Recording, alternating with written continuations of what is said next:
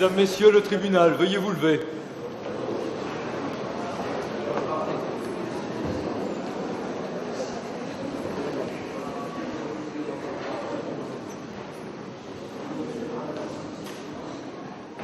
Faites entrer l'accusé, s'il vous plaît.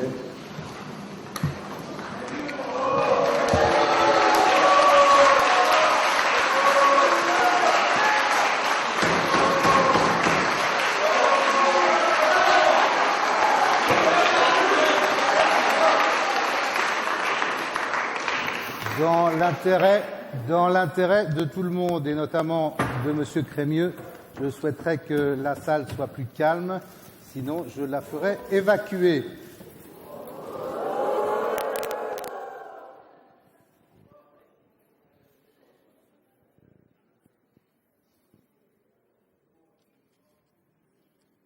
Vous êtes bien Gaston Crémieux, né à Nîmes le 22 juin 1836. Vous êtes le fils d'Abraham et Alexandrine Rachel Vidal. Exact. Quelle est votre profession? Je suis avocat au barreau de Marseille, enfin juge jusqu'à présent pour l'instant. Monsieur Crémieux, il vous est reproché d'avoir à Marseille du 23 mars au 4 avril 1871 tenté de détruire ou de changer le gouvernement, exercer une fonction ou commandement parmi des bandes armées dont vous avez pris la tête en vue d'envahir et de piller des biens appartenant à l'État, lever ou fait lever des troupes ou enrôler des soldats, de leur avoir fourni ou procuré des armes ou munitions sans ordre ou autorisation, arrêter, détenir ou séquestrer des personnes dépositaires de l'autorité publique, fait prévu par les articles 92, 96, 97 et 341 du Code pénal et dont la sanction est passible de la peine de mort. Lorsque le 23 mars, vous avez envahi la préfecture avec votre bande armée au cri de Vive Paris, vous étiez en parfaite communauté d'idées avec l'aberrante et monstrueuse infâme commune de Paris.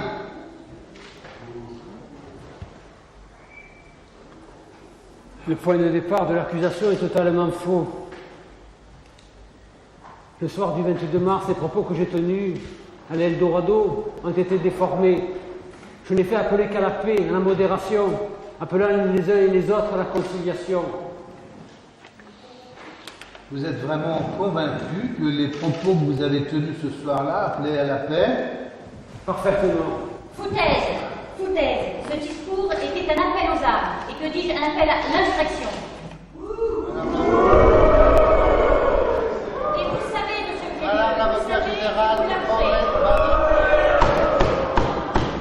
Madame l'avocat général, vous prendrez la parole quand je vous la donnerai. Nous n'allons pas commencer le combat tout de suite. Alors, monsieur Crémieux, les propos que vous avez tenus ce soir-là, je vais vous en rappeler la teneur. Je vous donne lecture des paroles que vous avez tenues.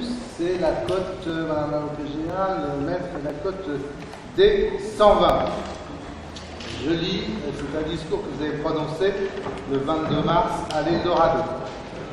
Je cite: « Le gouvernement de Versailles a essayé de lever sa béquille contre ce qu'il appelle l'insurrection de Paris, mais elle s'est brisée dans ses mains et la commune en est sortie. »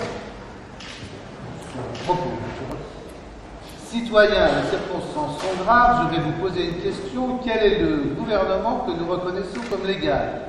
Celui de Paris ou de Versailles? Je continue. À ces cris unanimes qui sortent de vos 1000 poitrines, nous nous unissons et répétons aussi « Vive Paris !» Mais ce gouvernement va être combattu par celui de Versailles. Je viens donc vous demander un serment, celui de défendre par tous les moyens possibles le juré.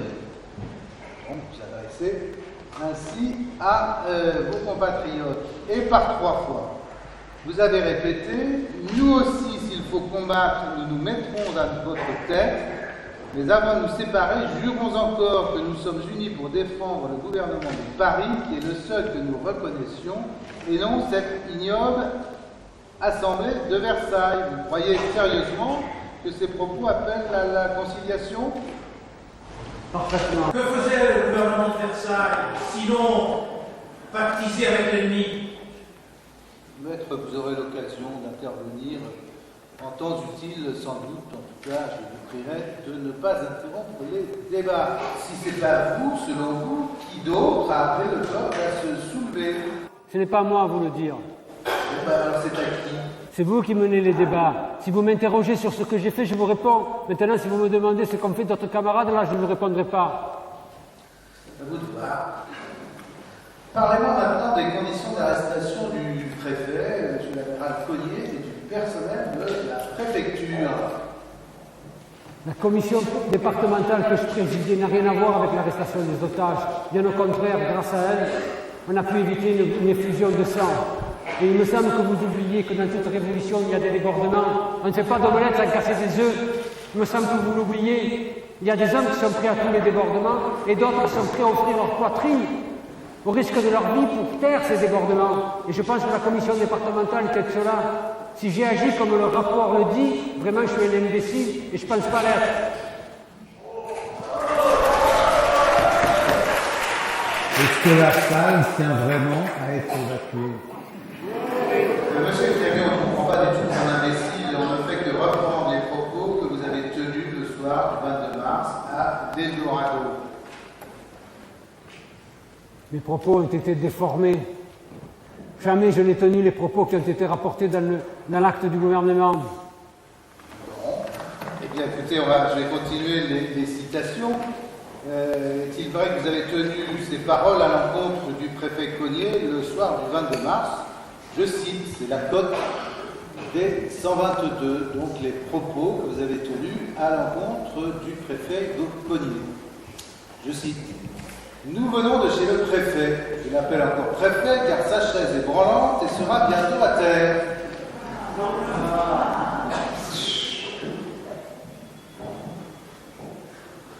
Nous lui avons demandé communication du journal officiel de la commune de Paris qu'une dépêche du gouvernement de Versailles avait prescrit de saisir. Le préfet résista, mais j'ai vaincu sa résistance en lui disant « Prenez garde, le vrai pouvoir est celui de Paris ». Mais c'est faux. Ça ne s'est pas passé comme ça. Lorsque je suis allé rencontrer le préfet avec Job, il était d'une courtoisie tout à fait naturelle. Il était comme habituellement. Et lorsque nous sommes quittés, il n'y a pas eu de problème particulier. Donc je ne comprends pas ce que vous racontez.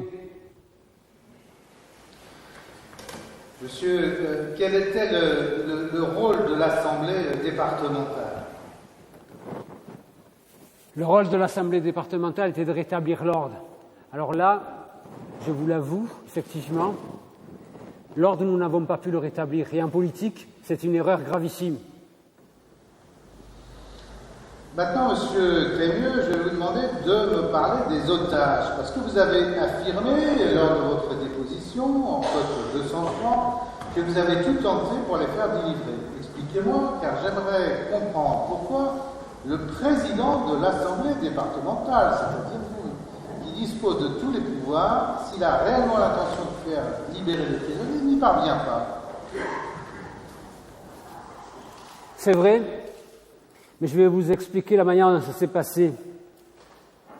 Quand j'ai appris que le préfet et son secrétaire avaient été arrêtés et placés en état d'arrestation, je n'ai pas pu le supporter et très vite j'ai voulu les mettre en liberté.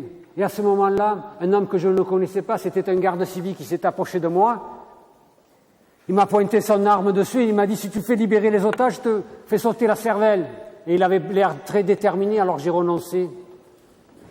Voilà pourquoi, même si je suis le président de la commission départementale, je n'ai pas pu faire libérer ces otages. Président de l'Assemblée départementale. Monsieur Crémieux, dans la soirée du 28, vous avez précisé avoir eu une discussion violente avec Landec au sujet de ces otages. Toujours pareil, je souhaitais à nouveau que ces otages soient libérés parce que je trouvais anormal qu'ils soient encore en état d'arrestation. Et quand j'ai demandé à Landec de pouvoir les libérer, celui-ci a refusé. Et quand j'ai insisté, il m'a fait arrêter. Heureusement que Meji a réussi à me délivrer de mes liens et j'ai pu m'enfuir de la préfecture. Si vous étiez aussi menacé que vous dites, vous n'agissiez que sous la menace d'un pistolet, pourquoi êtes-vous revenu le lendemain? Pour sauvegarder la vie des otages. Foutaise, c'est l'ambition qui vous a fait venir. Uniquement l'ambition. C'est faux. Je n'ai pas agi par ambition. Si je suis revenu à la préfecture, c'était pour éviter les débordements. Bon, alors venons à la question du drapeau. Pouvez-vous me dire pourquoi un drapeau rouge a été installé sur le balcon de la préfecture?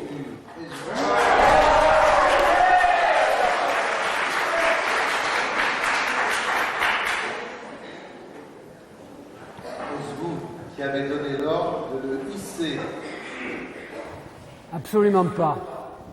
Et lorsque je suis arrivé le matin du 24 mars, quand j'ai traversé la place Saint-Féréol, quand j'ai vu que sur le balcon de la préfecture était hissé le drapeau rouge et plus tard le drapeau noir de l'anarchie, quand je suis rentré dans les locaux de la préfecture, j'ai demandé immédiatement qu'on fasse retirer ce drapeau. Et la seule chose que j'ai reçue en réponse, c'est un coup de crosse sur la figure qui m'a été donné par un civique que je ne connaissais pas.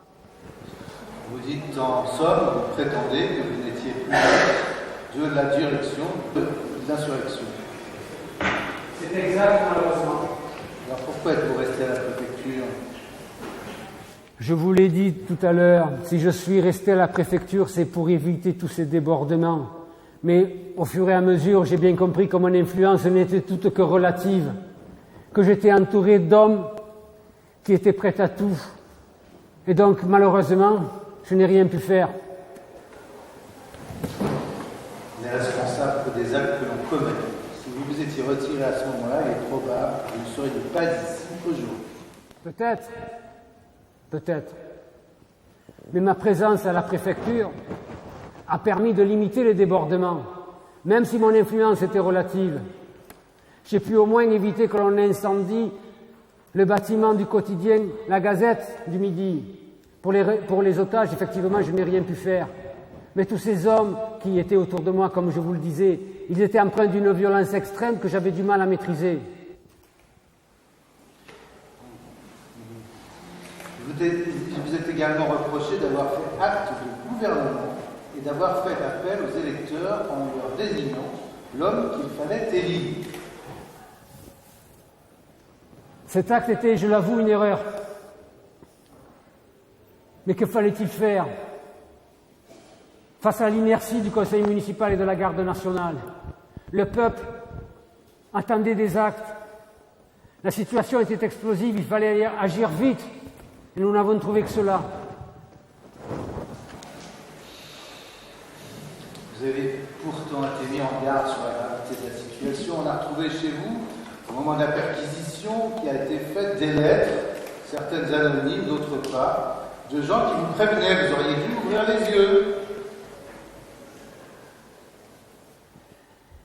Oui, je le sais. Mais je persiste à dire que si je suis revenu à la préfecture, d'une part, c'est effectivement pour sauvegarder les otages, mais surtout, et ça je tiens à le préciser, c'est que j'y suis revenu contraint par un couteau sous la gorge en permanence et par la menace des revolvers de ces civiques qui me menaçaient de manière permanente. Mais qui vous menaçait ainsi? Je ne sais pas, je ne connaissais pas leur nom. Enfin, écoutez, je ne crois pas, vous feriez mieux de dire la vérité. Mais c'est la vérité, je vous l'assure. Passons. Combien de personnes occupaient la préfecture? Nous étions environ 200. Est-ce que vous reconnaissez que vous avez donné des ordres pour que l'on prenne des armes au dépôt du quartier de Mampinty et à la gare? Non, je n'ai rien signé de la sorte. Et si vous trouvez des documents qui mentionnent mon nom, c'est qu'on a imité ma signature.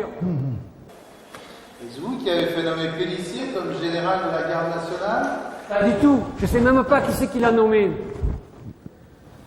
Reconnaissez-vous une part de responsabilité dans les différentes arrestations? Absolument pas. Je n'ai donné l'ordre de n'arrêter qui que ce soit. Au contraire, j'ai procédé à la libération du préfet, du procureur Guibert et de son substitut. Il y a eu des placards dans les rues qui mentionnaient cette libération. Voilà ce qu'au terme de la commission départementale j'ai fait.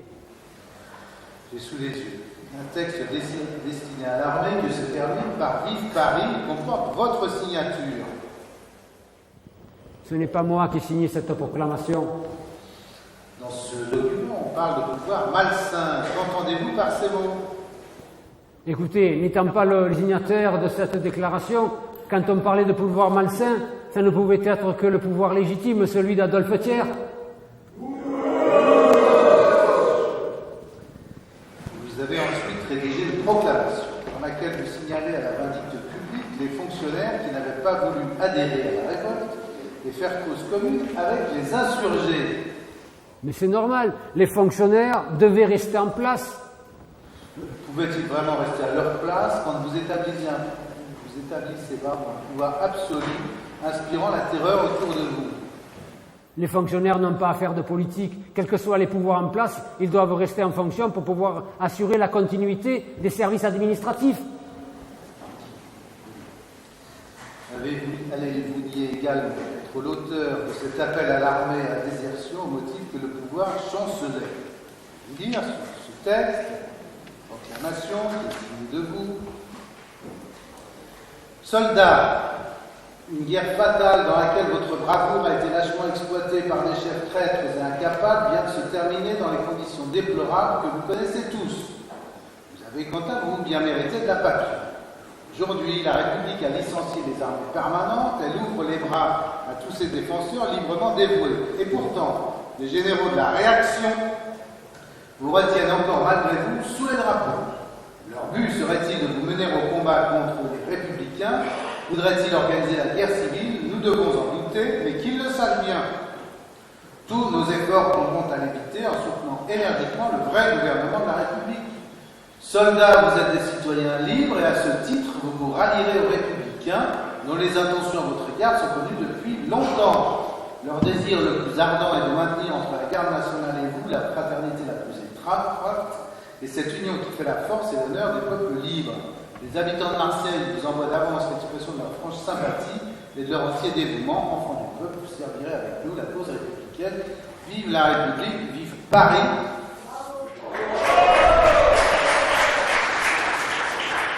Vive l'armée. Reconnaissez-vous être l'auteur de ce document? Oui, cette fois oui, je reconnais être l'auteur de ce document. Mais le pouvoir, au moment où j'ai écrit ce document, était chancelant.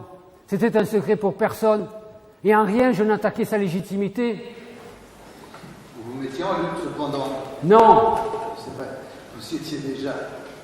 Je vous avoue que si je devais refaire cette déclaration, j'utiliserais d'autres termes, parce qu'aujourd'hui ce que je regrette, c'est que je suis le seul dans le banc des accusés à assumer toutes les responsabilités, alors que la commission départementale, dois-je vous le rappeler, elle était composée de 3 membres du conseil municipal. Mais où sont-ils, ceux-là? Où sont-ils, je vous le demande? Parlez-moi maintenant du rôle que vous avez joué le 4 avril. La nuit du 4 avril, j'ai très mal dormi. Je me suis levé à 6 heures du matin, avec la bonne intention d'aller rencontrer le général Espivent de la Villeboinnet qui avait son campement à la Castellane. Je voulais sortir du conflit pacifiquement. Je demandais à Pélissier de m'accompagner, et tous deux, revêtus de notre écharpe, lui de son écharpe rouge brodée d'or, moi de mon écharpe tricolore, tous deux nous sommes descendus dans la rue, et malgré l'heure matinale, il y avait une foule innombrable qui nous suivait, et lorsque nous sommes arrivés place Castellane, nous avons été accueillis par le commandant Villeneuve. Qui est le commandant Villeneuve? C'est ce monsieur qui était à la fois sur les combats et qui aujourd'hui est mon juge. Et quelle honte pour cette justice de m'avoir condamné, de m'avoir combattu sur le terrain, de se retrouver à être là aujourd'hui, à être mon juge.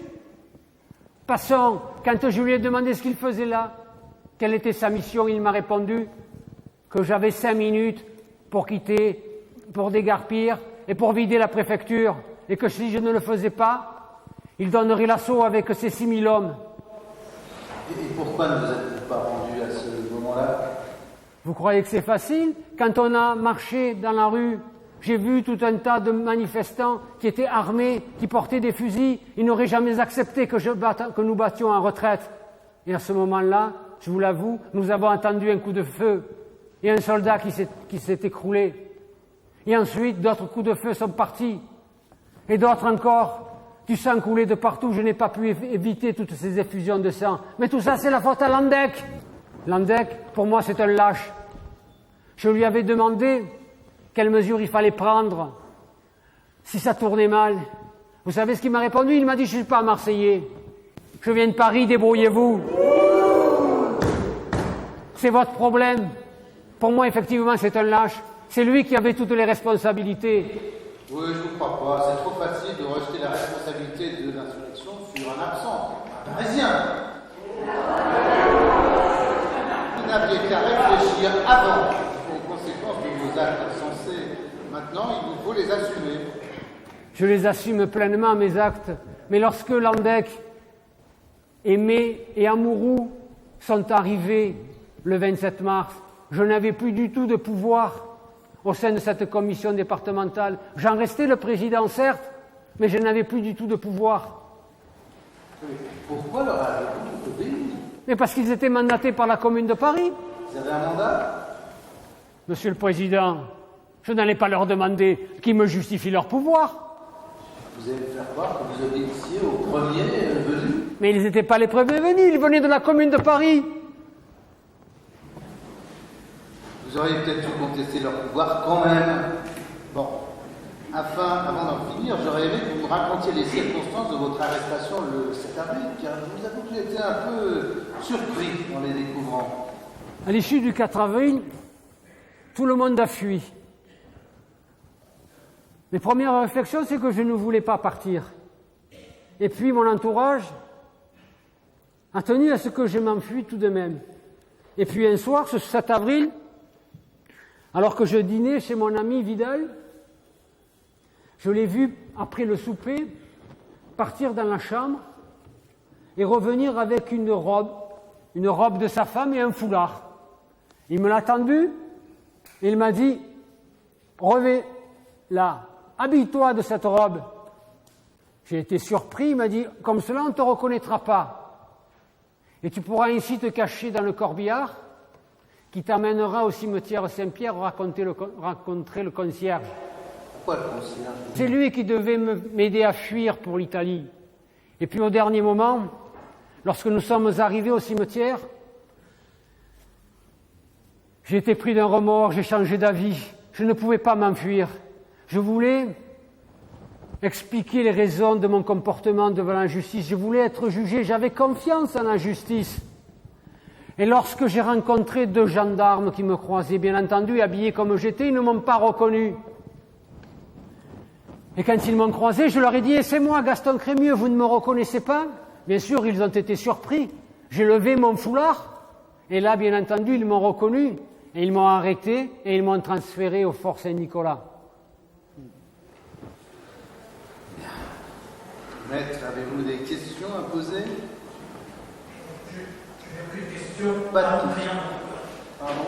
Aucune question à mon client. Bon. Madame l'avocat général, Aucune question non plus, merci. Monsieur Crémieux, avez-vous quelque chose à ajouter? Oui, je voudrais ajouter quelque chose de particulier qui me tient à cœur, parce que je trouve les conditions de détention que nous avons subies durant ces 3 mois avant ce procès étaient complètement déplorables.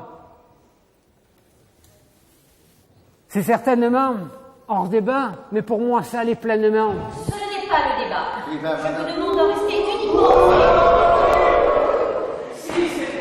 Alors, s'il vous plaît, jusqu'à maintenant, c'est moi qui préside, donc madame l'avocat général, vous attendez que je vous donne la parole. Monsieur Crémieux, nous vous écoutons, enfin, s'il vous plaît, soyez bref. Merci. Lorsque nous avons été transférés au château d'If, nous étions 600. Nous étions enchaînés dans des cachots, tels des bêtes, au milieu d'un tas d'immondices, de fumier, de paille qui sentait le moisi. Il y avait de l'humidité qui suintait de partout, des parois, également des voûtes. Nous dormions à 30 dans la fange infectée de vermine. Et la nuit, d'innombrables insectes nous couraient sur le corps. Il y avait des puces, des punaises, des poux. Nous étions recouverts de boutons. Et je ne vous parle pas des repas. 2 fois par jour, on nous servait de la soupe. La soupe. du liquide sale dans lequel on trempait du pain sec. C'est une honte. C'est faire honte à l'espèce humaine que de nous avoir traités ainsi. Les pires malfrats, les pires assassins, violeurs d'enfants, dans les prisons civiles sont mieux traités que nous. C'est parce que nous étions des communards insurgés contre l'autorité en place qu'on nous a traités ainsi. Voilà ce que je tenais à ajouter. Voilà ce qui pour moi était important, parce que même si ça ne relève pas des faits tels qu'ils ont été commis lors de l'insurrection de la Commune. Bien, j'en référerai à la...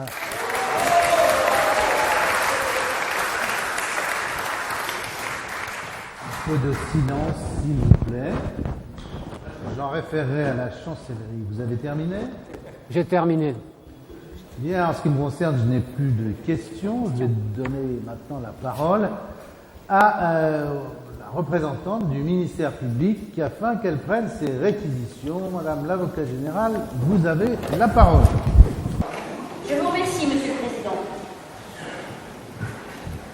Monsieur le Président, ce procès est un procès peu ordinaire. Jamais, depuis que j'exerce les fonctions de représentant du ministère public, je n'ai eu à requérir dans une affaire politique mettant en cause des insurgés qui ont tenté de renverser les autorités légales équitablement et légalement installées.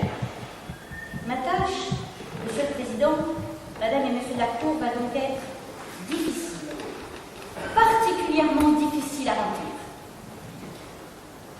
Je tiens un instant à m'arrêter sur le XIXe siècle. Le XIXe siècle aura tout vu. Il aura vu, oui, il aura tout vu. Il aura vu tout d'abord les conquêtes de la liberté, et elles sont nombreuses.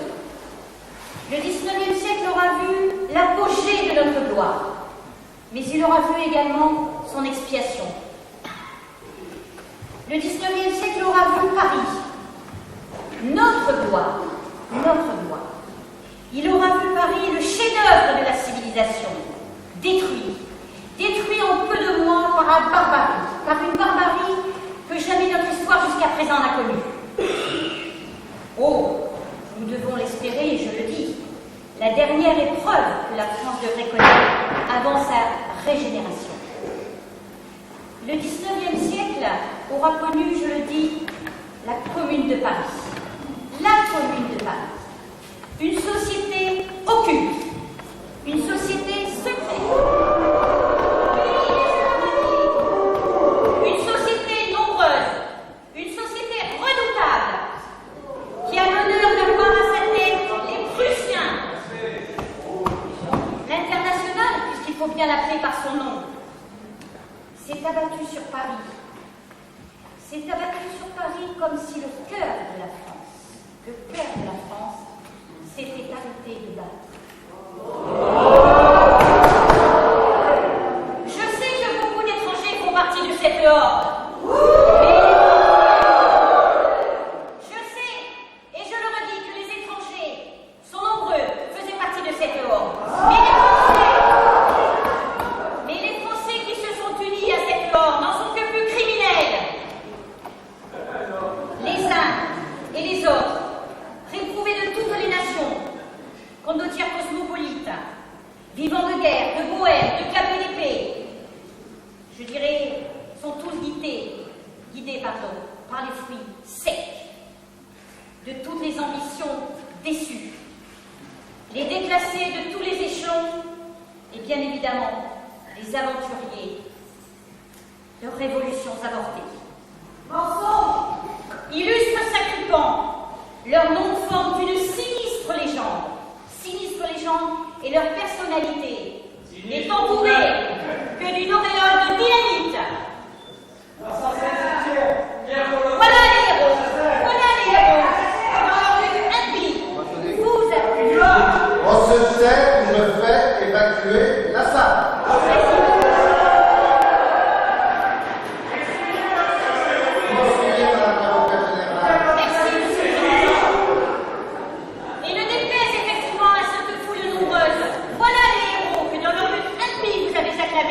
Au nom de moi, au nom de Victor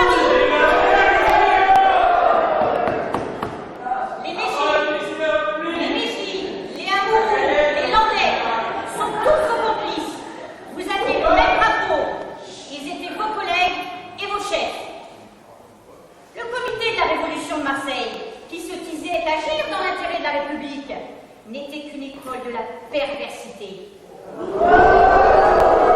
Les doctrines les plus subversives, les discours les plus incendiaires étaient prêchés, que dis-je, déclamés par des orateurs fougueux qui livraient leurs propos à une foule avide et qui en savouraient le venin.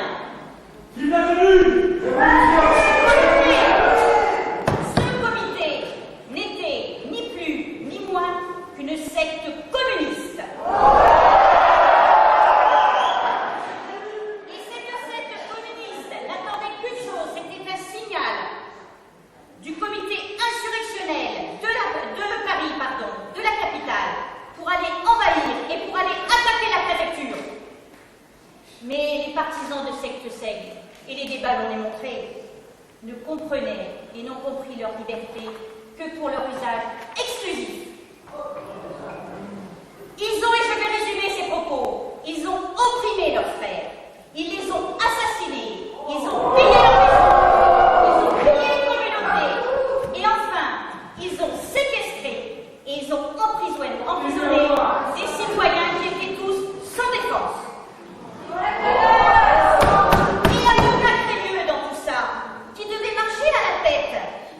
De ce mouvement révolutionnaire, il appela à la révolte une foule affolée, une foule enivrée. Et je remonte un instant le temps, parce que les événements insurrectionnels qui se sont déroulés du 23 mars au 4 avril, en réalité, ont débuté bien avant, et les faits remontent quelques mois auparavant. Et j'en dis un mot simplement. En réalité, ces événements remontent très précisément à la date du 13 octobre 1870. Pourquoi ? Ce jour-là, la garde civique, qui était soutenue par Alphonse Esquiroche, je le rappelle, pourtant nommé par le gouvernement, avait appelé le peuple à manifester, oui, monsieur Crémieux, vous le savez, avait appelé le peuple à manifester contre la dissolution de la Ligue du Midi. L'émeute avait été réprimée, c'est vrai, la garde dissoute, mais cette émeute avait semé irrémédiablement, indéniablement, les germes de l'indiscipline et, que dis-je, de l'anarchie. Et il a suffi ensuite à cette horde d'attendre tout simplement le bon moment pour agir. Alors, Monsieur le Président, Madame et Monsieur de la Cour, parmi les accusés que vous avez à juger, il y a ceux qui partagent la responsabilité du commandement. Et il y a ceux qui partagent la responsabilité de l'exécution. Il n'appartiendra, et je le sais, au tribunal de distinguer parmi eux les exploiteurs du désordre, et les dupes, mais celui qui a la plus grande part de responsabilité, et sur lequel pèse le plus grand nombre de charges, est Gaston Crémieux. Alors, et je n'ai pas terminé. Gaston Crémieux, il a tenté, Monsieur le Président, et personne n'a été dupe le concernant.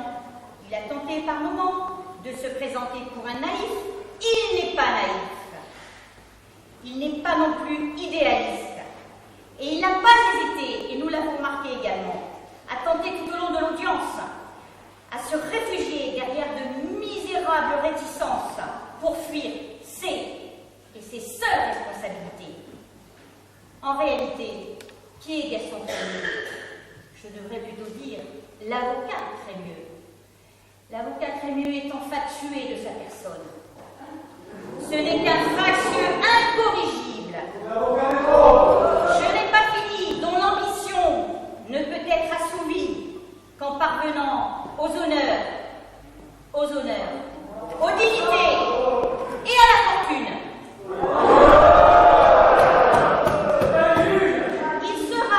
Il sera perpétuellement en révolte, en guerre permanente contre tout gouvernement qui ne lui accordera pas les grandeurs auxquelles il aspire. Monsieur Crémieux, regardez-moi.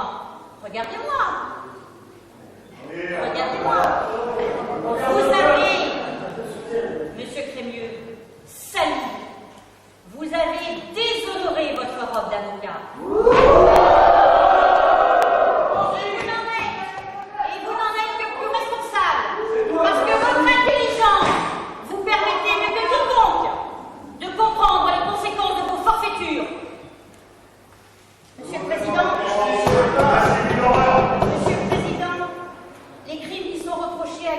Crémieux sont de la plus grande gravité.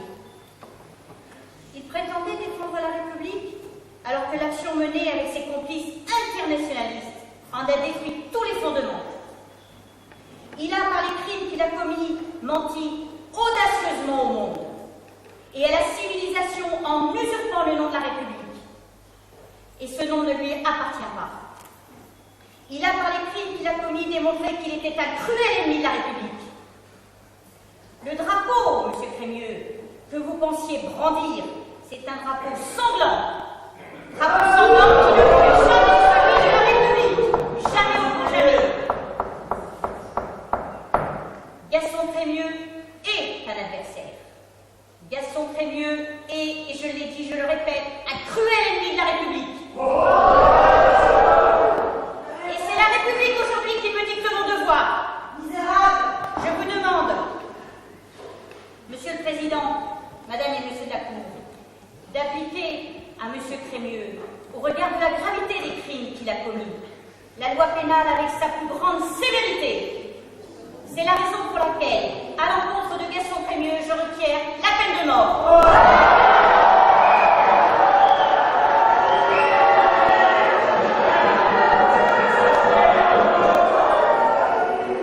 Vous serez jugé dans l'histoire.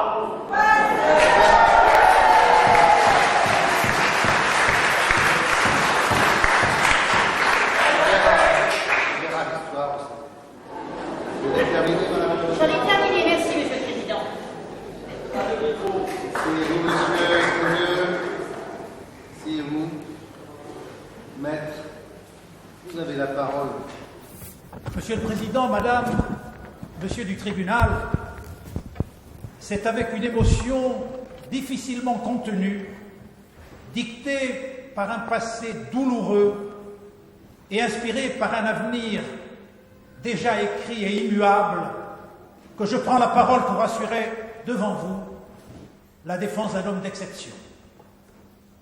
Cette angoisse qui m'étreint en ce moment suprême du procès ne vient sûrement pas de l'éloignement dans lequel je me suis tenu.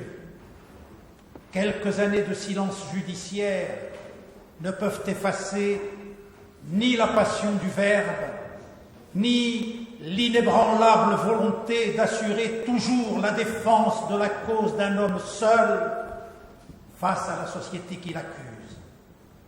Car les passions sont les seuls orateurs qui persuadent toujours. Non, ce qui m'angoisse et qui m'obsède, c'est que j'assure ici la défense d'un avocat, d'un homme généreux et sincère, car j'ai l'honneur d'assurer devant vous qui siégez entouré d'un appareil imposant et précédé d'une réputation de vérité et de rigueur qui vous rend plus imposant encore, j'ai l'honneur d'assurer devant vous la défense d'un confrère. Un confrère, pour certains, ce n'est qu'un mot, pas grand-chose donc. Mais il est des mots qui font vivre et qui donnent même un sens à toute une existence. Ce sont les mots amitié, amour, fraternité, liberté, humanité, probité, conscience, ceux de notre serment en somme, et quelques autres encore, que chacun choisira selon sa conscience. Et à ces mots-là, il faut que nous, les avocats, nous ajoutions le mot confrère. Car Gaston Crémieux, c'est d'abord un confrère et à ce titre, il a droit à notre solidarité et à notre soutien. Mais c'est aussi cette proximité qui m'angoisse et qui m'effraie. Dès lors, pourquoi ne pas vous avouer, sans, je l'espère, user ainsi par avance les arguments que j'aurai l'honneur d'exposer devant vous, que Gaston Crémieux peut être aussi considéré par moi comme un frère dont je partage les valeurs et le combat pour la liberté et pour la justice.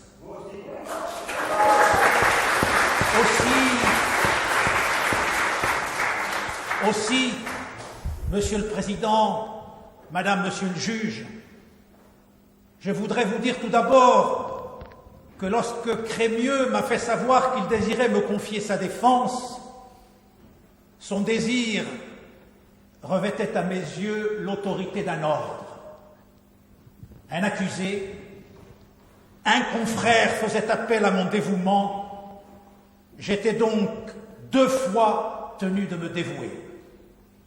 Et cependant, laissez-moi vous dire que devant la tâche, j'ai hésité, presque résisté, car je ne trouve pas en moi réunies toutes les qualités qui me semblent nécessaires pour la défense d'une telle cause.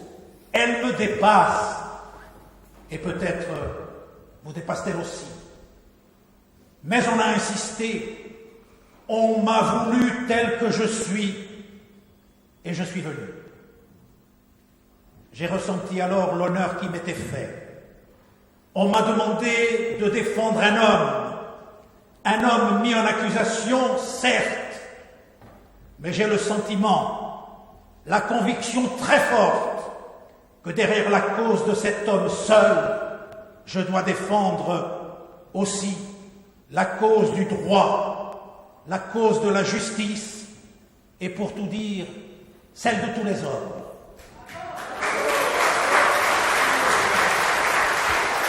Je veux ainsi dépasser le champ d'un exercice professionnel convenu pour embrasser une cause plus urgente et plus universelle, celle que Crémieux lui-même a défendue, celle où il n'y a pas seulement engagé la main, mais aussi le cœur, et à la suite des réquisitions de Madame le procureur, également le corps. Je veux ici donc défendre la cause de la justice et de la liberté.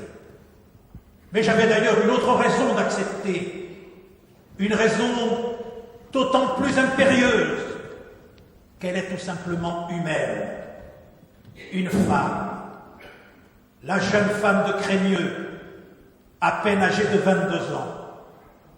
Cette fleur de jeunesse m'a demandé de le défendre contre cette peine dont la loi ne parle pas, sur laquelle le code pénal est muet, mais qui la menace cruellement et qui plane sur sa jeunesse, le veuvage.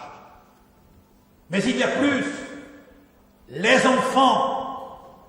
Il y a 3 pauvres petits êtres dont l'aîné a 5 ans et dont l'âme est à peine assez faite pour comprendre le malheur qui les menace. Ces enfants, acteurs muets de cette tragédie que nous vivons, me demandent, vous demandent de les protéger contre le titre d'orphelin qui se dresse devant eux si d'aventure les conclusions rigoureuses de Madame la procureure pouvaient être admises. Et cette perspective me glace d'effroi. Me voici donc, les yeux fixés sur ces chefs d'accusation accumulés qui s'élèvent devant moi comme une montagne infranchissable. Me voici donc les yeux fixes, le regard hébété et toute volonté perdue sur ce réquisitoire impitoyable que rien ne justifie, sauf le désir, et je le dis et j'y insiste, le désir morbide de vengeance et la volonté de domination et d'humiliation.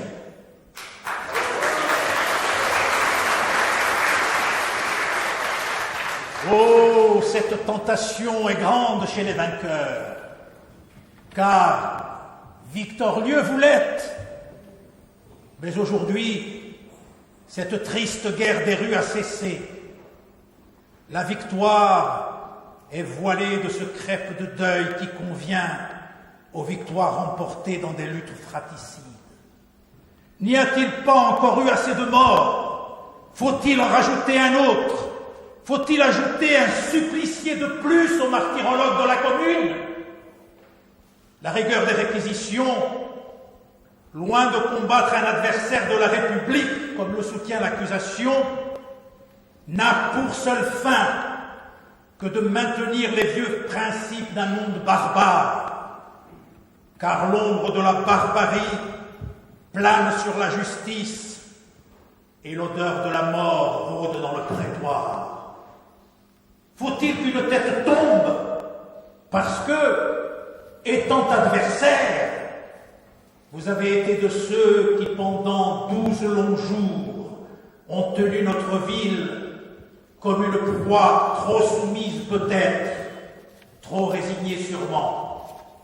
Ces jours-là, oui, vous étiez nos adversaires, mais j'ajoute que vous avez été des adversaires victorieux, et nous autres, vaincus, nous pleurons la mort. Et ils sont nombreux.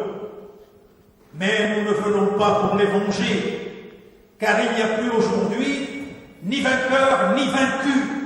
Il ne reste que des accusés et des juges. La bataille est finie et la justice commence. Non pas la justice implacable et féroce qui cherche des représailles, mais cette justice sereine, auguste, imposante, dont vous êtes, Madame, Messieurs, et resterez toujours les ministres impassibles. Et comme pour donner à votre justice plus de garantie, vous avez voulu siéger dans ce temple où la justice est partout, dans cette salle, dans les murs qui nous entourent, dans l'air que nous respirons, sous les voûtes qui nous recouvrent. Loin de la foule qui tient toujours pour vrai ce qu'invente la haine, mais près du peuple, ici présent dans ce prétoire, humain et solidaire.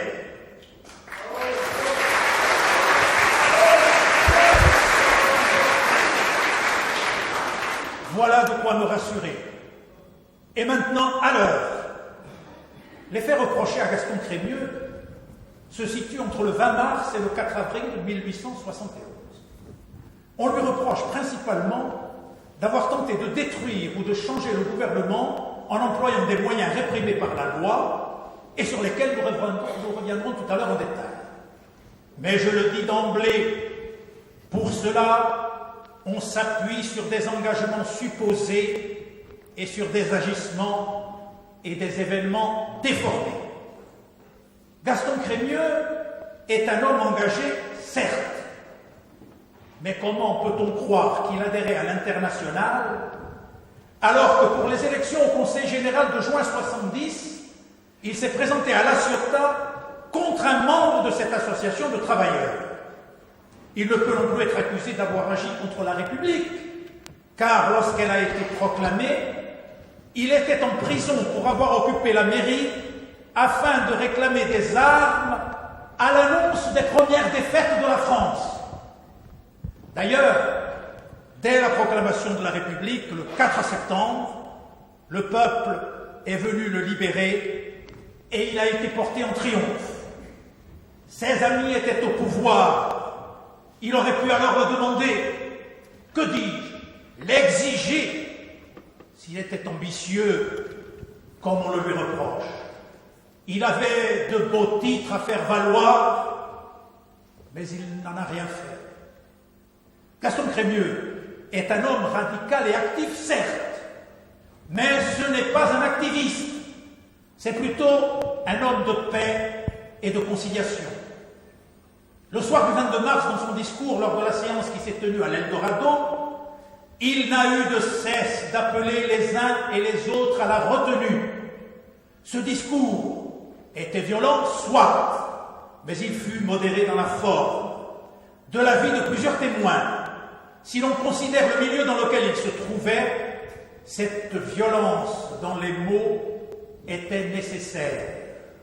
Chacun sait qu'on ne fait pas la révolution sans débordement. Certains hommes sont prêts à toutes les exagérations. Il en faut bien d'autres qui opposent leur poitrine pour les arrêter. Et c'est le rôle qu'a voulu et qu'a joué Gaston Crémieux. Son discours n'a jamais été appel à l'insurrection. Ses propos ont été déformés.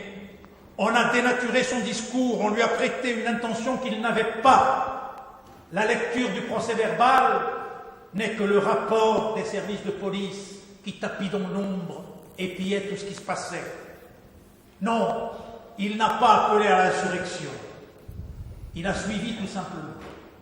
C'est ainsi que le 23 mars, en soutien à la Commune de Paris, il prend la tête d'une manifestation populaire qui envahit la mairie et installe une commission départementale, entendez bien, en lieu et place du conseil municipal qui avait déserté les lieux. Et dans l'enthousiasme, il a pris la présidence. On le lui reproche. On lui reproche de s'être mis à la tête d'une bande armée en vue d'envahir et de piller des biens appartenant à l'État. Personne ne peut sérieusement reprocher à Crémieux d'avoir participé à un pillage. Et s'il a envahi la mairie et accepté la présidence de la commission provisoire vers laquelle on le poussait, c'est parce que lors du départ de Marseille du général qui commandait la division, toutes les administrations ont fait de même. Ne fallait-il pas à ce moment-là suppléer la vacance des autorités, combler les vides qui se faisaient dans les différents services? C'est ce qu'a essayé de faire la commission provisoire dont il était le président. Et cette charge, cette lourde charge qu'on lui reproche aujourd'hui, fut d'autant plus belle qu'elle n'avait d'autre gain que l'honneur de son exécution. Crémieux ne tenait pas à se cramponner à ce pouvoir qui était essentiellement illusoire et éphémère. D'ailleurs, et c'est là encore une preuve indiscutable, dans une lettre adressée au conseil municipal, il écrit textuellement ce qui suit. Nous sommes prêts à nous retirer, mais rétablissez le préfet. Donnez-nous un préfet républicain. Ce bref extrait démontre que Crémieux, après avoir été forcé de prendre le pouvoir, ne l'a conservé que pour éviter l'aggravation du mal. Il demandait des secours de tous côtés et on les lui refusait. Il faisait des propositions et on ne lui répondait pas. Sur une affiche que j'ai ici, signée de noms dont on sait aujourd'hui qu'ils ont été décorés, la garde nationale déclare vouloir soutenir la République par la force et s'engage à abandonner l'Assemblée générale nationale le jour où elle cessera de soutenir la République. Cette proclamation ne va-t-elle pas dans le sens de celle que publiait la commission départementale? Et a-t-on poursuivi ceux qui l'ont signée? Non, bien entendu. Il ne peut donc y avoir ici de poids et de mesure. Toute l'action de Crémieux, loin de vouloir détruire le gouvernement, ne visait qu'à consolider la République. Des élections étaient d'ailleurs prévues le 5 avril. S'il s'agissait pour lui de changer le gouvernement, cela ne devait se faire que par la voie la plus démocratique qui soit, celle des élections. Mais d'avoir fait lever des troupes ou enrôler des soldats, de leur avoir procuré ou fourni des armes ou des munitions sans ordre ou autorisation, cette accusation-là devient alors toute relative. Il dément avoir signé un ordre pour que l'on prenne des armes au dépôt de Mainpinte et à la gare. On a imité sa signature, dit-il. L'a-t-on vérifié? Non! L'accusation en aurait été d'autant affaiblie. Madame, Messieurs du tribunal, quand la paix fut signée, quand il a fallu renvoyer les soldats dans leur foyer sans gloire ni médaille, combien d'entre eux, armés assurément, sont venus grossir les rangs de ceux qui envahirent la préfecture pour en tirer quelques jetons de présence? Qu'a fait alors Gaston Crémieux? Il est entré aussi à la préfecture, mais sachant très bien qu'il ne pouvait pas y rester. Il le dit lui-même dans sa déclaration. Il était le président de la commission provisoire. il se plaçait là provisoirement en attendant qu'un pouvoir régulier vint le remplacer. Et en attendant, il s'est toujours efforcé de faire respecter les personnes et les biens. Rappelez-vous qu'à 2 reprises, il a assuré la protection de la Gazette du Midi, pourtant son adversaire. Une première fois, en octobre 70, contre une manifestation qui avait déjà envahi l'imprimerie et qui commençait à tout détruire. Une deuxième fois, en mars 71, à l'appel du directeur lui-même, qui se sentait à nouveau menacé. Cet appel au secours d'un adversaire politique démontre bien dans quelle estime était tenu Crémieux et combien ses agissements étaient conformes au respect des biens et des personnes. Aussi, Madame, Messieurs, ne vous laissez pas abuser. Crémieux n'a commis aucune arrestation arbitraire. Le mouvement, tant qu'il l'a dirigé, n'avait qu'un seul objectif: consolider cette république sociale et fraternelle que l'insurrection se promettait de mettre en place. C'est seulement avec l'arrivée des émissaires de Paris le 27 mars que le mouvement s'est radicalisé. Crémieux sera d'ailleurs évincé de la présidence alors que la Commune de Marseille est proclamée le 31 mars. À partir de ce moment-là, Crémieux n'exerçait plus aucun pouvoir. Antérieurement, la commission qu'il présidait n'a joué aucun rôle dans les arrestations, notamment celle du préfet l'amiral Cosnier et du personnel de la préfecture. Il s'est longuement expliqué sur ce point et personne n'est venu le contredire. La discussion avec le préfet a été très courtoise et sans problème particulier. Mais la préfecture a été envahie par la foule.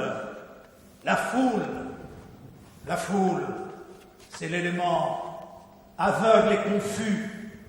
C'est le nombre, c'est la sombre faiblesse et c'est la forte sombre et on ne peut la maîtriser. Surpris et impuissant, Crémieux se rend alors à son club où il écrit la fameuse lettre au conseil municipal pour obtenir son aide afin de constituer une assemblée départementale pour établir l'ordre. Il n'a pas réussi. Peut-on le lui reprocher? Sûrement pas, lorsque l'on connaît l'acharnement de certains qui se trouvent mêlés aux événements. Il a tout tenté pour faire libérer les otages, mais sa position de président de la commission n'a pas suffi. Son autorité était fort limitée. Un inconnu, passablement excité, l'a menacé de lui faire sauter la cervelle s'il libérait les otages. Alors que pouvait-il faire? Après son éviction de la présidence, Crémieux est quand même resté aux côtés des insurgés. On le lui reproche. D'autres, c'est vrai, plus habiles, ont mieux réagi et se sont retirés. Après hésitation et un premier mouvement de retrait, mu par un sentiment du devoir qu'il comprenait peut-être mal, Crémieux est resté. C'est peut-être sa seule faute. Mais ce n'est pas un crime. Au contraire, même s'il n'exerçait plus aucun pouvoir, il pensait pouvoir encore agir pour contenir les excès et modérer les hommes, mais rien n'y fit. Dans la soirée du 28, il a eu une querelle violente avec Landec, l'un des émissaires, au sujet de la libération des otages. Landec a refusé leur libération, et comme Crémieux insistait, Landec l'a fait arrêter. Oui, Crémieux a été arrêté par Landec. Dans la confusion, il a pu s'enfuir le soir même, et il est revenu néanmoins le lendemain à la préfecture, malgré les menaces. Et pourquoi est-il revenu? La question a été posée, et il y a répondu. C'est qu'il sentait que quelque chose de grave pouvait survenir. Il est revenu pour sauvegarder la vie des otages et pour éviter les débordements. Pourtant, les menaces étaient bien réelles. Le 24 mars au matin, quand il a voulu faire retirer le drapeau rouge installé sur le balcon de la préfecture, il a reçu un violent coup de crosse de fusil au niveau de la lèvre inférieure. En fait, Crémieux a servi de frein, mais son influence n'a été que relative, car il était, comme il l'a dit lui-même, au milieu d'hommes que rien ne semblait pouvoir arrêter. Pour les otages, il n'a rien pu faire. Il n'exerçait plus aucun pouvoir, Landeck s'occupait de tout. Il signait les arrestations, il faisait le geôlier. C'est lui qui, la nuit, une lanterne à la main, surveillait le sommeil des prisonniers. C'est lui qui a destitué le général Espivent de la ville boueneste et nommé le général Pélissier à sa place. C'est lui qui s'est opposé à Crémieux, à tout ce qu'il a tenté en faveur des prisonniers, à ses efforts pour remettre en liberté ceux qu'on avait arbitrairement arrêtés. Landeck était venu à Marseille pour bouleverser de fond en comble notre ville. Et au moment de rendre compte, il s'est aperçu qu'il n'était pas marseillais. Il avait disparu. Il était le seul à diriger la commune et il a fui ses responsabilités. Ses responsabilités, Crémieux les a assumées jusqu'au bout. Alors que les élections municipales étaient prévues le 5 avril, qui pouvait lui donner la consécration, Crémieux a bien senti que le gouvernement de Versailles et le chef des forces armées réfugiées à Aubagne avaient décidé d'agir contre les partisans de la commune et surtout avant la tenue des élections. Il a alors décidé de rencontrer le général Espivent de la ville boueneste dont le campement se trouvait place Castellane. Il voulait négocier pacifiquement la sortie du conflit.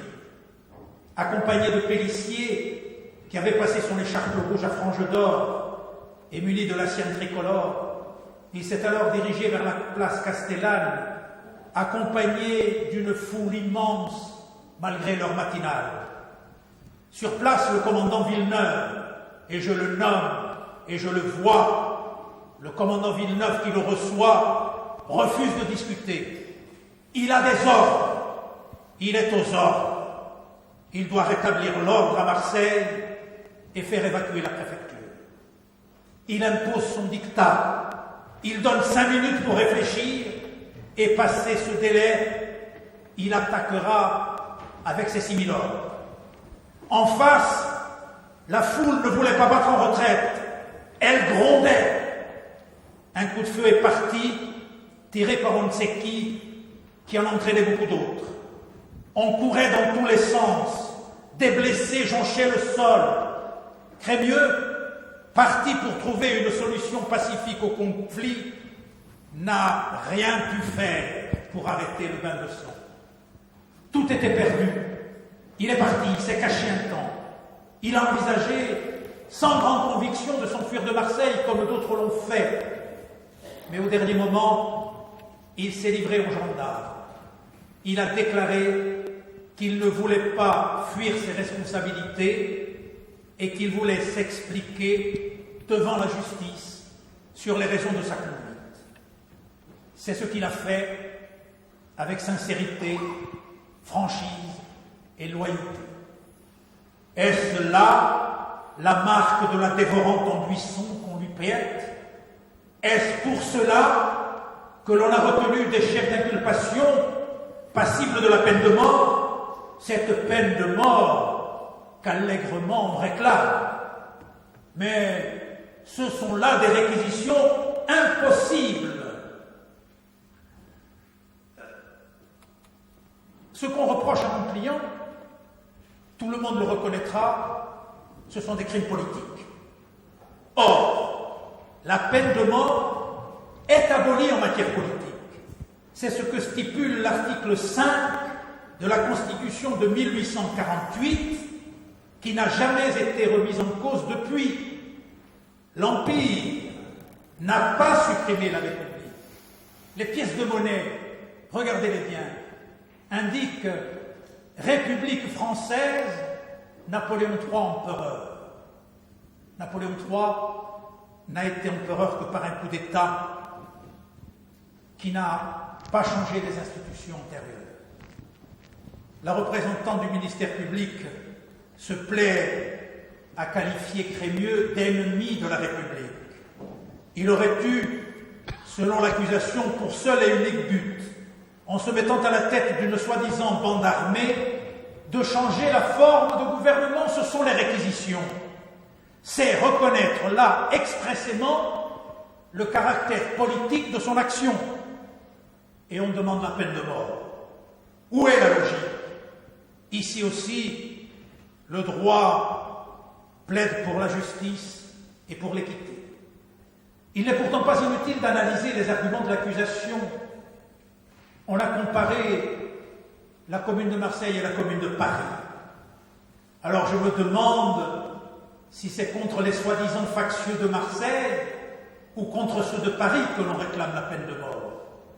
Il n'y a pourtant aucune ressemblance entre les hommes, les actes et les doctrines de ces hommes que Madame la procureure a qualifiés de scélérats, sans modérer ses expressions. Ceux de Paris ont pourtant renversé l'ordre de succession au trône, les premiers, et se sont emparés du pouvoir par la révolte et par l'émeute. Ce sont pourtant ces hommes-là qui sont aujourd'hui à la tête du gouvernement de Versailles, et ils y sont restés pendant de longs mois, sans consécration aucune, à l'état de pouvoir de fait, jusqu'à ce que l'élection soit venue légitimer leur autorité. Et cela, on ne l'a pas voulu pour Marseille. Et c'est au nom de cela que l'on réclame aujourd'hui la peine de mort. Et nous, insurgés de Marseille, nous serions condamnés par un gouvernement sorti de l'insurrection. N'y a-t-il pas là une cinglante ironie? N'y a-t-il pas là comme un hommage du vice à la vertu? Et pour dégrader la vertu de mon client, l'accusation tente alors de nous rendre le vice aimable, car le vice, c'est d'abord le goût de la mort, cette mort que la procureure appelle froidement de ses voeux. Mais le goût de la mort ne peut aller sans le dégoût du reste, et même le dégoût de soi. Mais où est donc la ressemblance entre les hommes, les actes et les doctrines? Montrez-moi, à Marseille, les victimes qui sont tombées sous le feu de ceux que l'on accuse. À Paris, même, si exécrables que soient les faits, on est loin d'avoir confondu tous les coupables. On a fermé les yeux sur leur fuite. On les a laissés partir à l'étranger. Et pourquoi? Pour reconnaître le courage qu'ils avaient montré en protégeant parfois les personnes et les propriétés. Et ici, on ne tiendrait pas compte de n'avoir été ni assassin, ni incendiaire. La comparaison qui a été faite avec ce qui s'est passé à Paris vaudra à Crémieux, j'en suis certain, l'indulgence et la pitié. Car Crémieux n'a commis aucun crime.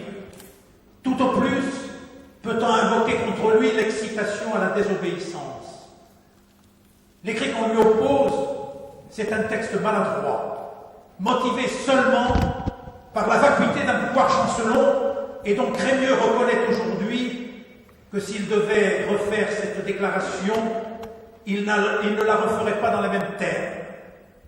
Au milieu du désordre, tout ne se passait pas de façon régulière, et son imprudence peut d'autant plus être pardonnée que Crémieux s'appuyait sur le conseil municipal dont 3 membres siégeaient au sein de la commission départementale. Il est donc trop facile de lui faire assumer seul la responsabilité des actes qu'on lui reproche. Il est trop facile d'asseoir ses réquisitions sur des suppositions et des comparaisons au demeurant très approximatives.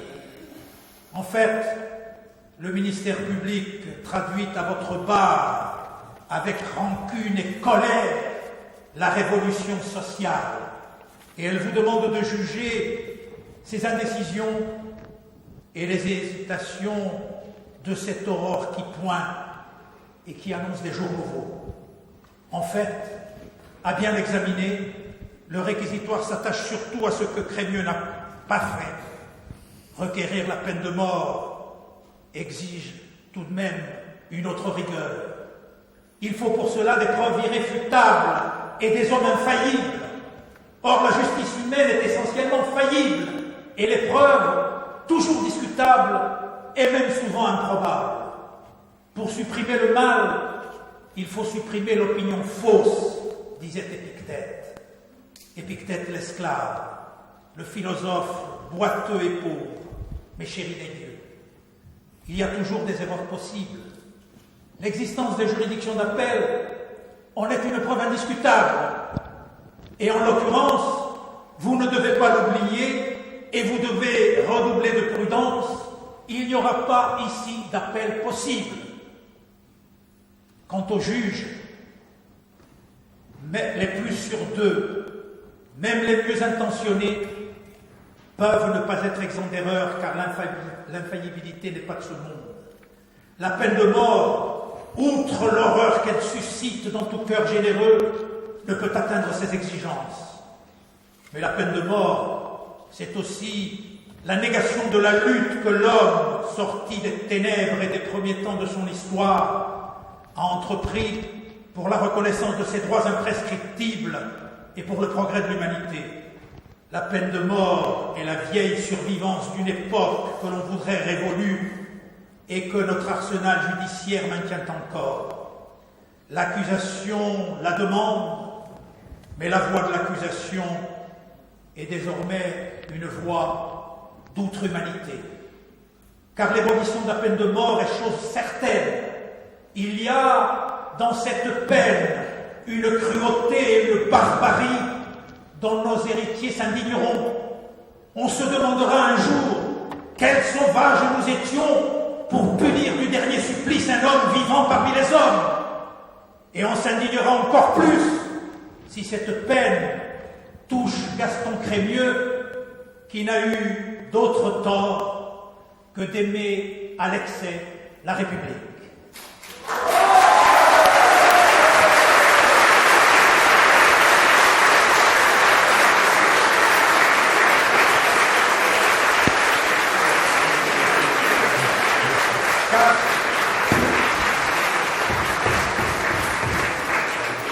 Car si Madame la procureure réclame la peine de mort pour Crémieux, c'est qu'on l'aura trompé sur sa personnalité. On l'aura trompé sur la personnalité de l'accusé. Il prétend, l'accusation prétend que sa conduite n'a été dictée que par l'ambition et que ses désirs ne peuvent être assouvis qu'en parvenant aux honneurs, aux dignités et à la fortune, je cite. Mais rien n'est plus faux. Quand on est guidé par de tels objectifs, on n'entre pas en révolte permanente, comme reproche lui et les faits, avec le gouvernement légitime qui seul pourrait les assurer. À la place où je suis, avec mon expérience, je puis témoigner qu'un avocat a la parole facile et à l'éloquence reconnue, et qui veut atteindre à la plus haute notoriété, ne doit pas entrer en révolte avec le pouvoir, mais au contraire le défendre et même le flatter. C'est à ce seul prix que viendront clientèle, honneur, décoration et fortune.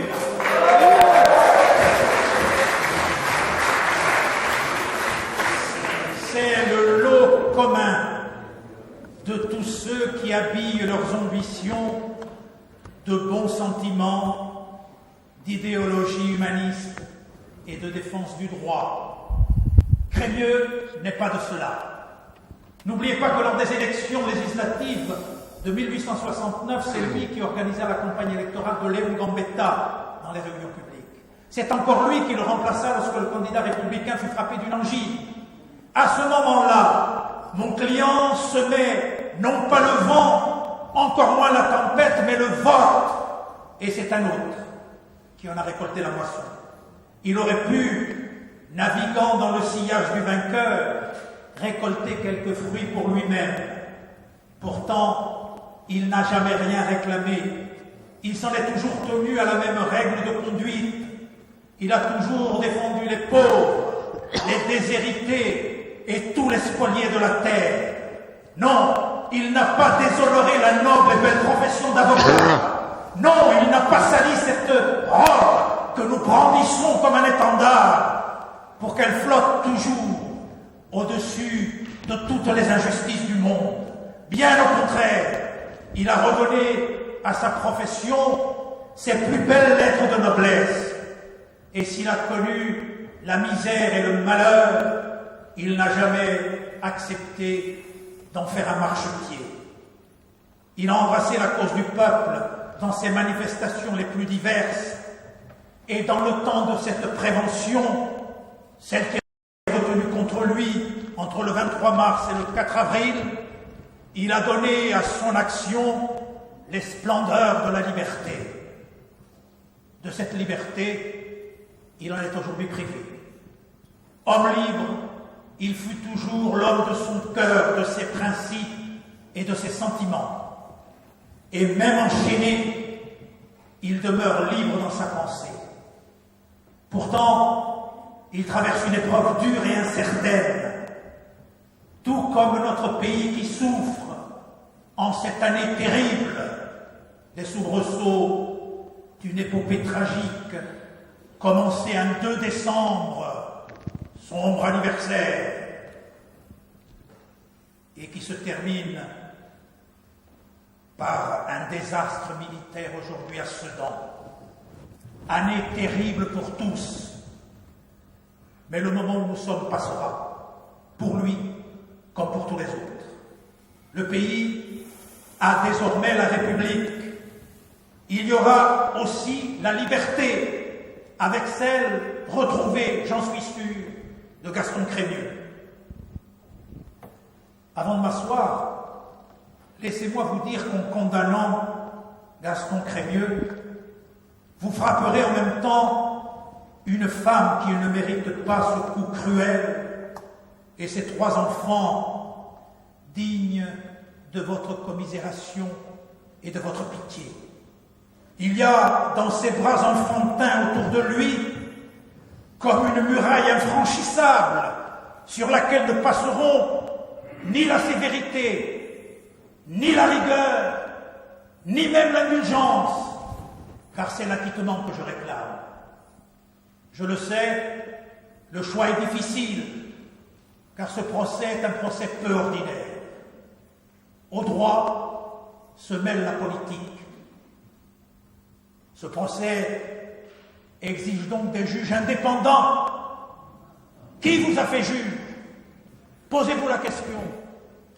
Qui vous a mis à cette place? Posez-vous la question. Alors moi je vous le demande, je vous le dis, soyez libres, soyez grands, soyez justes, soyez généreux, soyez magnanimes, soyez tout simplement humains. Acquittez, vous avez tout à gagner en acquittant Crémieux. Et n'oubliez pas, n'oubliez jamais que si vous le condamnez à la mort, alors vous aurez tout perdu. Vous aurez condamné un innocent et sa mort sera aussi sa gloire. Acquitté. Et j'ajoute, pour l'histoire, réhabiliter cet homme et la cause qu'il a défendue, celle de la Commune.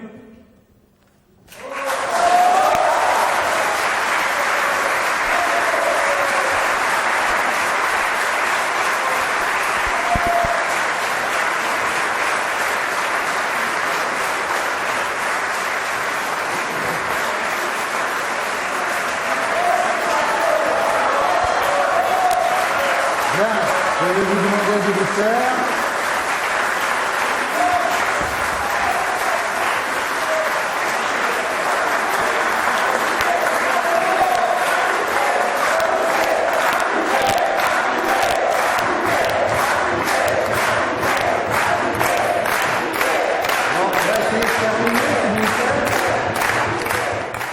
Monsieur Crémieux, avez-vous quelque chose à ajouter pour votre défense? Je voudrais tout d'abord remercier cet avocat que je connaissais bien et qui a accepté de me défendre avec un talent remarquable. Mais après tout ce que j'ai entendu durant ce procès, je m'étais tu jusqu'à présent. Mais après tout ce qui vient d'être dit contre moi, je ne peux me taire plus longtemps. En fait, tout a commencé quand je suis arrivé à Marseille en 1862. J'étais frappé par la misère de cette population, cette plèbe exsangue, ces ouvriers que de nombreux spéculateurs boursiers exploitaient sans vergogne, tels des vautours tournant autour de leur proie, attendant le moment venu pour les jeter à la rue et les priver de leurs droits. Alors que dans le même temps, la bourgeoisie marseillaise étalait sa fortune sans retenue ni compassion pour ce peuple si avili par tant d'infortunes. Voilà les causes de mon indignation, voilà les causes de ma révolte. Et j'ai lutté pour que vienne la République. Cette République qui, lorsqu'elle a été proclamée, au lieu de lutter pour réduire la misère du peuple, l'a laissée sur le bord du chemin.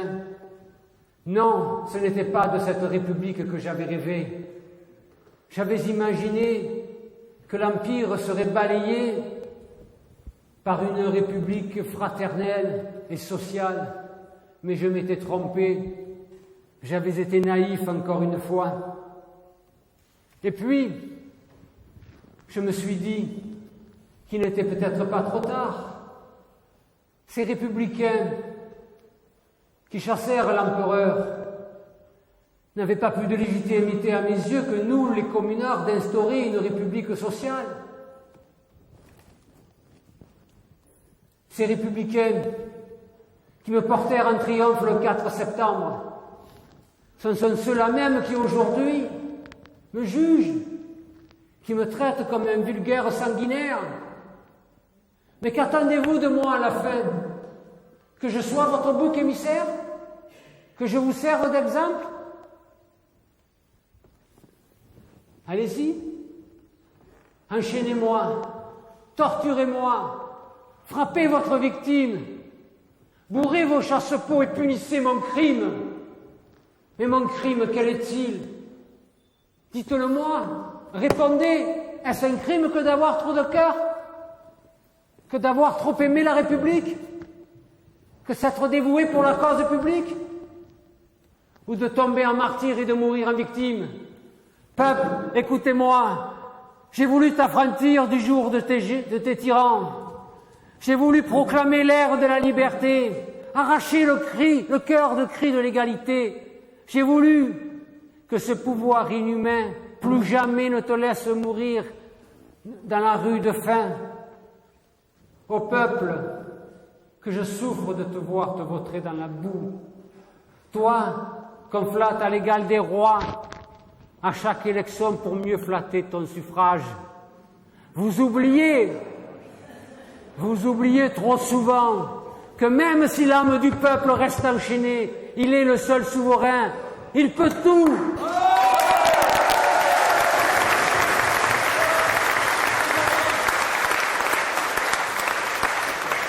Alors, réveillez-vous, indignez-vous, révoltez-vous. Transformez-vous en lion et retrouvez votre liberté. La Commune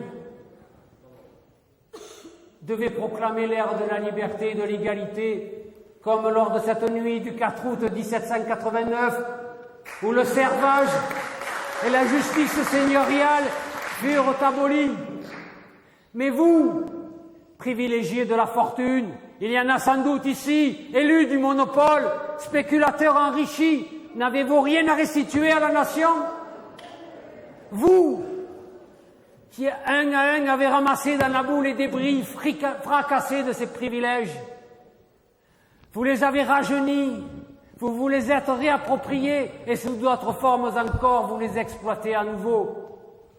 La vénalité des offices avait pourtant disparu, mais quand je vois l'accumulation du capital de si peu de mains, quand je vois la concentration du pouvoir au profit de quelques-uns, je me demande véritablement si la vénalité des offices a disparu. Messieurs les grands industriels, messieurs les tenants de l'oligarchie internationale, vous êtes plus insolents, plus avides de cupidité que ne l'étaient les seigneurs du Moyen-Âge.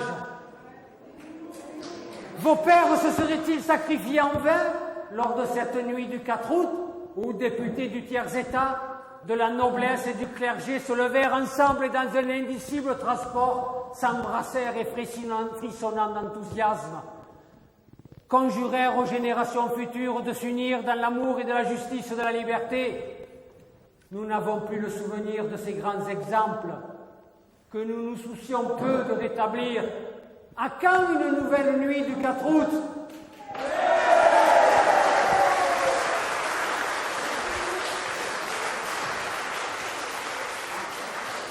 La Commune n'avait qu'une seule ambition, celle de restaurer l'égalité entre tous les citoyens sans distinction de fortune.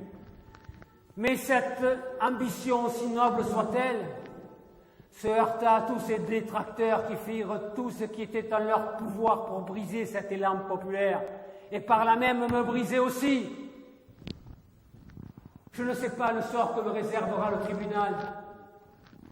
Je ne sais pas quand de nouveau je serai à vos côtés pour défendre vos droits, vous, les damnés de la terre. Mais ce que je sais, ce dont je suis sûr, c'est qu'un jour le monde changera de base, et que ce jour-là, du passé vous ferez table rase. Il n'y aura plus de spéculateurs, il n'y aura plus de vautours. On ne vous laissera plus mourir de faim, et ce jour-là, le soleil brillera pour toujours pour tous les enfants de la terre. Voilà ce que j'avais à rajouter à mes juges. Ils me jugeront comme ils le souhaitent, ils me jugeront pour ce qu'ils considèrent comme un crime. Je suis là à leur merci, et j'en ai terminé de ce complément d'explication.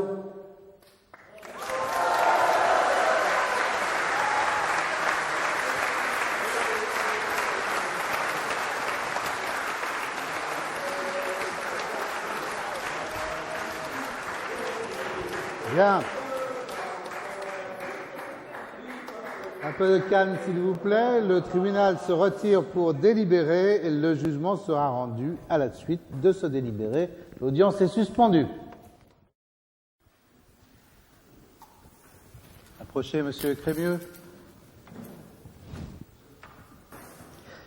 La parole a été très libre au cours de cette audience. En tout cas, beaucoup se sont libérés. Eh bien, le tribunal va faire de même. Le tribunal militaire a rendu une décision que vous connaissez tous.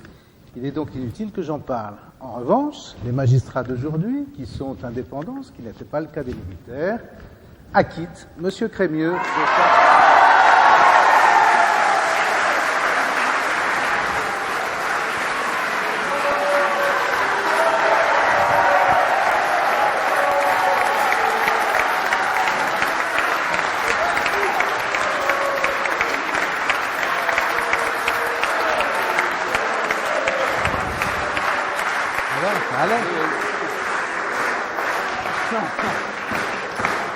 L'audience est levée.